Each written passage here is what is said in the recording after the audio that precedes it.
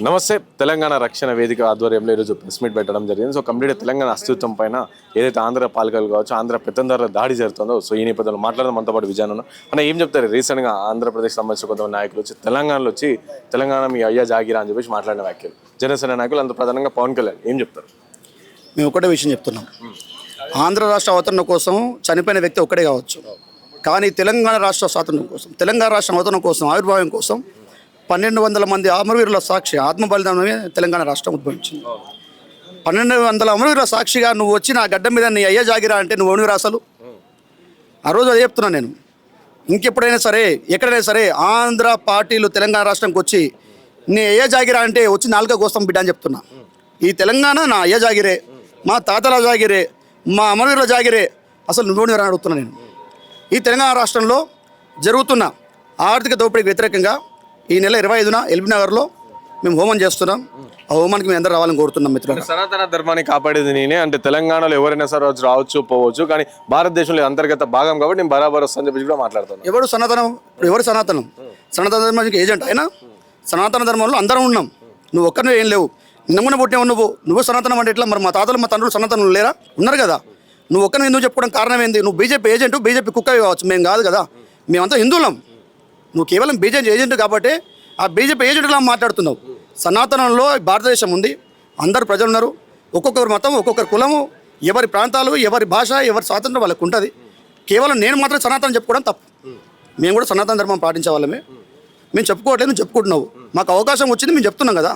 నీకు అవకాశం వచ్చింది, నువ్వు చెప్పుకుంటున్నావు కదా. ఆయన చేసిన వ్యాఖ్యల తర్వాత ఇంత పెద్ద ఎత్తున విమర్శలు వచ్చినప్పటికీ సో ఆయన గతంలో కూడా చేసి ఈ విధంగా అంటే తాటి చెట్లు ఎండిపోతున్నాయి, తెలంగాణలో కళ్ళు డిస్ట్రిక్ట్ తగిలి అని తెలంగాణ ఆవిర్భావం అయినప్పుడు సో జరిగినప్పుడు నేను అన్నం తినకుండా అన్నా ఇవన్నీ అన్నప్పటికీ కూడా సో వక్రీకరించి నా మాటలు ఇవన్నీ విధంగా తెలంగాణ ప్రజలకు తీసుకెళ్లారు అని చెప్పి కూడా తర్వాత ఆంధ్రప్రదేశ్లో ప్రెస్ మీట్లో మాట్లాడింది. మీ కోనసీమ కొబ్బరి చెట్లు ఒకసారి తగలబడ్డాయేమో కానీ 60 సంవత్సరాలుగా మీ వల్ల మేము తగలబడుతూనే ఉన్నాం కదా. అది అర్థం కావాలి కదా మీకు. ఈరోజు మేము తగలబడుతున్నాం అని మాకు ధోరణి వచ్చినందుకు మేము తెలంగాణ రాష్ట్రం సాధించుకున్నాం. ఒకవేళ ఇంకేదైనా మాకు ధోరణి వచ్చిందనుకో మేము బరాబర్ బగాయిస్తాం, మిమ్మల్ని నేను వచ్చి తరం నిలగొడతాం, అందులో డౌట్ ఏం లేదు. నువ్వు ఒకసారి అన్న మాటకు మేము 100 సార్లు జవాబు చెప్పే పరిస్థితి ఏర్పడుతుంది. నీ ఇష్టం అది, నీ కర్మ అది. మేమేం చేస్తాం? మా తెలంగాణ తెలంగాణ ప్రజల దృష్టి వల్ల నీ కోనసీమ కొబ్బరి చెట్టు తగలబడ్డాయని నువ్వు అంటున్నావు కదా గాడిదా. మేము ఇప్పుడు చెప్తున్నా, ఎవరు అడ్డగాడిత పవన్ కళ్యాణ్ నీ ఆంధ్ర ప్రజల తెలంగాణ మీ ఆంధ్రప్రదేశ్ దృష్టి తగిలి మా తెలంగాణ రాష్ట్రం నాశనం అయింది.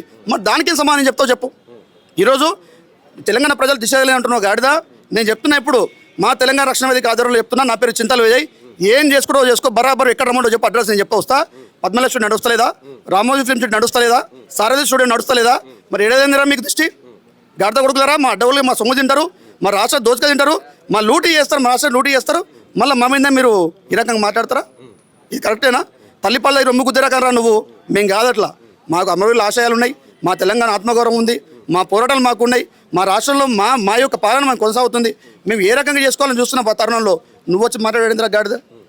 అని కూడా పవన్ కళ్యాణ్ మాట్లాడిన తర్వాత ఆ వ్యాఖ్యలు కూడా చాలా పెద్ద కాంగ్రెస్ పార్టీ ఖండించింది. కానీ దాని తర్వాత ఇక పెద్ద ఎత్తున ఎవరు కూడా బీఆర్ఎస్ పెద్దగా ఖండించిన దాఖలాలు కనిపించలేదు. బీజేపీ అయితే సమర్థిస్తున్న పరిస్థితి. ఎవరైనా రావచ్చు, ప్రెస్ మీట్ పెట్టుకోవచ్చు. ఆ రోజు తెలంగాణ ఆవిర్భావ దినోత్సవం రోజు సో ఆ సభ పెట్టుకుంటే పర్మిషన్ ఇస్తే తప్పేందని బీజేపీ మాట్లాడుతుంది. కానీ ఉద్యమకారులు ఇలాంటి వాళ్ళే మాట్లాడారు. కానీ పెద్ద ఎత్తున బీఆర్ఎస్ పార్టీ కావచ్చు, తెలంగాణ తీసుకొచ్చిన బీఆర్ఎస్ పార్టీ, టీఆర్ఎస్ పార్టీ అంటే వాళ్ళు మాట్లాడలేరు. బీజేపీ పార్టీ సమర్థిస్తున్న పరిస్థితి. ఏం చెప్తారు వాళ్ళు? పవన్ కళ్యాణ్ని పవన్ కళ్యాణ్ అంటారు. పవన్ కళ్యాణ్ పెట్టింది ఎవరు?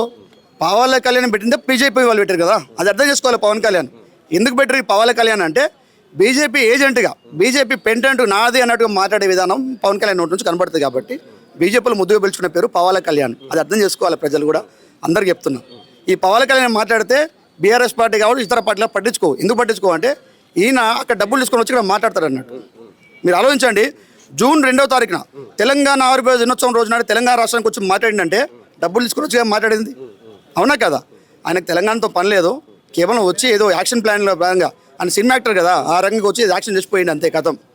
దాని గురించి కూడా పట్టించుకోరు ఇక్కడ. ఫైనల్గా ఏం చెప్తారు ఇలాంటి వ్యాఖ్యలు చేస్తే మళ్ళీ ఇంకోసారి ఎవరైనా సరే చేయాలనుకునే వాళ్ళకి? సో మీరేం చెప్తారు తెలంగాణ రాష్ట్రం గురించి, తెలంగాణ అమరుల గురించి కానీ, రాష్ట్రం ఆవిర్భవించిన విధానం గురించి కానీ, లేదా మా గడ్డ మీద మాయ జాగిరి అని నువ్వు అని మాట్లాడుతుంటే మేము భరించే ప్రసక్తి లేదు.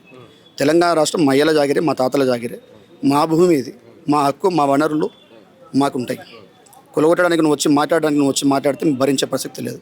బిడ్డ నువ్వు జాగ్రత్తగా ఉండు, లేకుంటే మేము చేసేది మేము చేస్తాం.